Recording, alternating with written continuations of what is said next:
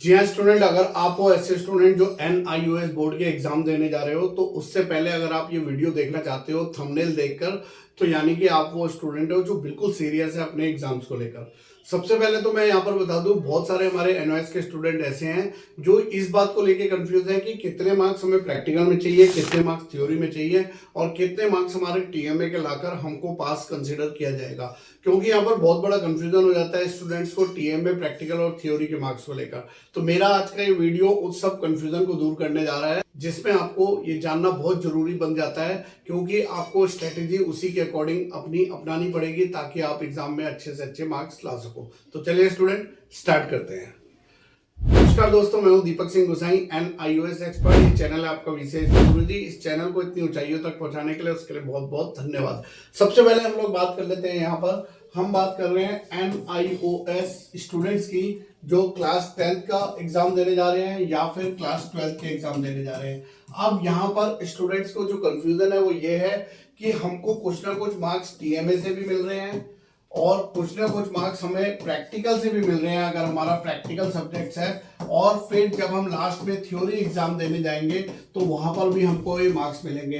तो अब बात ये आती है कि ये जो तीनों चीजें हैं, TMA, प्रैक्टिकल प्लस थ्योरी मिलाकर, इन सबको मिलाकर हम लोगों के जितने जो मार्क्स आएंगे वो हमें पास कंसिडर करेगा या फिर इनको मिलाने के बाद भी हम लोगों को जो है फेल कंसिडर कर दिया जाता है। तो क्या ये कंफ्यूजन है, उसको लेकर हम लोग यहाँ पे बात कर रहे हैं। तो चलिए स्टूडेंट, एक बहुत अच्छे एग्जांपल से आपको मैं समझा देता हूँ। सबसे पहले अगर मैं एक ऐसा सब्जेक्ट ले लेता हूँ जिसका है, मोस्टली सभी के पास ये सब्जेक्ट है, इंग्लिश या फिर आपका हिंदी, कोई भी सब्जेक्ट हो, ये लैंग्वेज सब्जेक्ट होता है। अब इसमें क्या क्या होते हैं, इसमें अगर हम बात करें TMA, तो TMA के मार्क्स दिए जाते हैं। TMA के मार्क्स कितने में से मिलते हैं? 20 में से। और अगर हम इंग्लिश और हिंदी के प्रैक्टिकल की बात करें तो यहां पर ये सभी को पता है कि कोई भी प्रैक्टिकल नहीं है इन दोनों सब्जेक्ट में।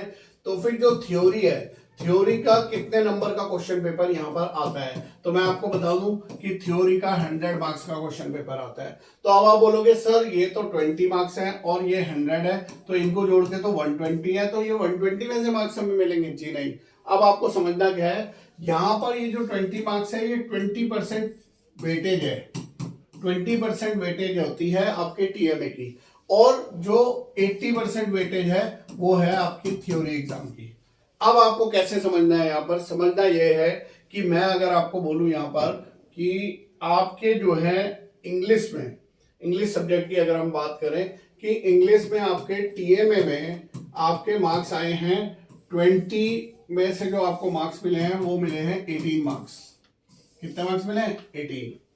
उसके बाद अगर मैं थ्योरी एग्जाम्स की बात करूं तो थ्योरी एग्जाम में आप जो एग्जाम देने गए वहां पे 100 मार्क्स का पेपर आया और आपके मार्क्स आए हैं 60। तो अगर हम इन दोनों को जोड़ दें तो मार्क्स हो जाते हैं 78। लेकिन एक आपको बहुत ही सरप्राइज होगा कि ये मार्क्स नहीं मिलते हैं आपको। तो मार्क्स कैसे दिए जाते हैं? मार्क्स दिए जाते हैं, 20% वेटेज था तो ये जो मार्क्स है ये तो आपका 18 ही रहेगा। तो मार्क्स कैसे दिए जाएंगे? जो TMA के मार्क्स हैं वो तो आपके 18 रहेंगे, 20 में से मिला है। लेकिन क्योंकि जो ये 60 मार्क्स आए हैं इसका वेटेज सिर्फ 80% है, तो 80% आपको वेटेज लेना है। तो 60 का अगर आप 80% निकालेंगे तो ये आपका आएगा 48। अब 48 आएगा तो इन दोनों का ऐड कर दिया जाएगा, और जब आप इन दोनों को ऐड करोगे तो आपको पता चलेगा मार्क्स आ रहे हैं 66।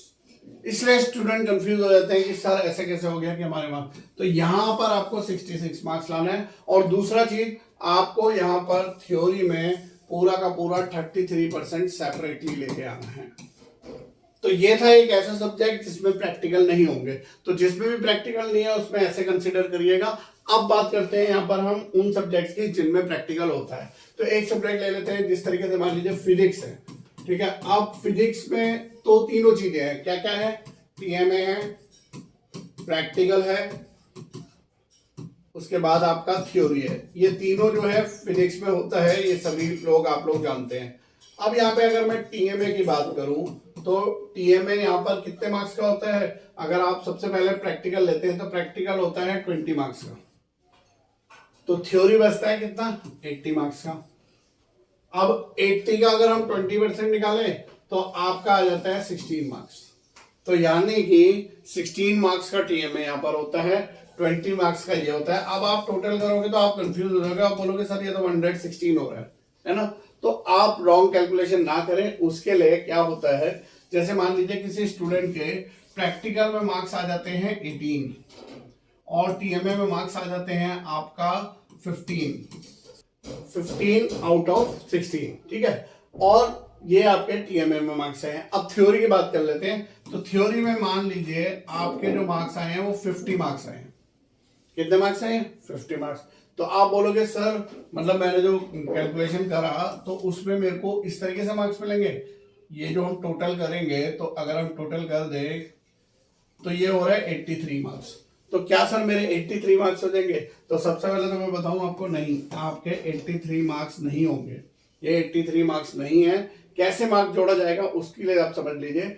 आपको सबसे पहले तो ये देखा जाएगा कि आप प्रैक्टिकल में पास हैं 33%। तो यहाँ पे दिखा रहा है 20 में से 18 आए, यस आप 33% लेके आए हैं तो आप प्रैक्टिकल में पास है। और 80 में से 50 आपके आ रहे हैं यहाँ पर जो है, तो अभी आप इसमें भी 33% लेकर आए हैं। तो इन दोनों में सेपरेटली 33% से अबव हो गया है, तो आप पास कैटेगरी में चले गए हैं, पास आप हो गए हैं। लेकिन इन एक्चुअल में आपको मार्क्स कितने मिलेंगे? तो सबसे पहले हम ले लेते हैं यहाँ पर कि जो आपके मार्क्स हैं वो कुछ इस तरीके से कंसिडर किए जाएंगे। ये जो 50 मार्क्स हैं इसका 80% लिया जाएगा। तो अगर आप 50 का 80% निकालो तो 50 का 80% अगर हम कैलकुलेट करें तो 40 होता है। तो यानी कि ये 50 नहीं कंसिडर करा जाएगा, ये 40 कंसिडर करा जाएगा। एंड देन आपके 18 मार्क्स ये जोड़ेंगे एंड 15 मार्क्स ये, और इन तीनों को अगर हम जोड़ेंगे तो यहाँ पर जो हमारे मार्क्स आ रहे हैं वो कुछ इस तरीके से आ रहे हैं 73 मार्क्स। जी हाँ। अब आप बोलो सर मेरे तो 83 आ रहे थे, लेकिन 83 नहीं, वहां पर वेटेज होता है, उस वेटेज का हमें ख्याल करना होता है। वेटेज में भी यहाँ पर 80 मार्क्स है यहाँ पर, और 80 में से अगर आपके 50 आ रहे हैं तब आपके ये 40 माने जाएंगे। तो ये 73 मार्क्स आपको लाने होते हैं। अब एक चीज और मैं आपको बता दूं, आपको क्या चीज का ध्यान रखना है कि आपके प्रैक्टिकल एग्जाम में 33% से अबव होना चाहिए। एटलीस्ट आपके 33% होना चाहिए जितने मार्क्स का भी आपका प्रैक्टिकल होगा। और सेम सेपरेटली थ्योरी में भी आपके 33% होने चाहिए। ये मैं बात कर रहा हूं क्लास 12 स्टूडेंट्स की। अगर आपके ऐसे आ जाते हैं तो आप यहां पर हो जाते हो क्या? पास। तो ये था स्टूडेंट क्लास 12 वाले स्टूडेंट्स के लिए। जल्दी से आ जाते हैं क्लास 10 के स्टूडेंट्स का। तो अगर मैं क्लास 10 के स्टूडेंट्स की बात करूं तो क्लास 10 के स्टूडेंट्स का भी टीएमए होता है, क्लास प्रैक्टिकल भी होता है, प्रैक्टिकल वाले सब्जेक्ट्स में, और थ्योरी होता है। जो आपके प्रैक्टिकल में मार्क्स आएंगे और जो आपके थ्योरी में मार्क्स आएंगे, इन दोनों को ऐड करके, ये जो मार्क्स आपके आएंगे इन दोनों को अगर हम ऐड करते हैं, इन दोनों को ऐड करके आपके अगर 33% से अबव हो रहे हैं तो you will be treated as a pass. इससे कोई मतलब नहीं है कि आपके थ्योरी में कितने हैं, प्रैक्टिकल में कितने हैं। दोनों को मिला के अगर आपके 33% आ रहे हैं तो आप पास माने जाओगे, और जो टीएमए के मार्क्स आए होंगे वो आपकी परसेंटेज बूम कराने के लिए इसमें ऐड हो जाएगा। तो ये था आपका क्लास 10 का। इसके अलावा अगर स्टूडेंट आपको कंफ्यूजन हो रहा हो कि कैसे पास होना है और कितने मार्क्स चाहिए, तो हमारे व्हाट्सएप नंबर से जुड़ जाइएगा, या फिर हमारा चैनल है सब्सक्राइब जरूर करिएगा VCIC गुरुजी को। इस तरीके की वीडियोस हम NIUS स्टूडेंट्स के लिए, इग्नू के स्टूडेंट्स के लिए और CBSE स्टूडेंट्स के लिए वीडियो लेकर आते रहते हैं। आप भी जुड़िए हमारे साथ, और इसी तरीके के वीडियोस के लिए आप जुड़े रहिए हमारे साथ, ताकि आपको मिलती रही ये सारी अपडेट इन्फॉर्मेशन। तब तक के लिए बाय बाय, धन्यवाद, जय हिंद, जय भारत।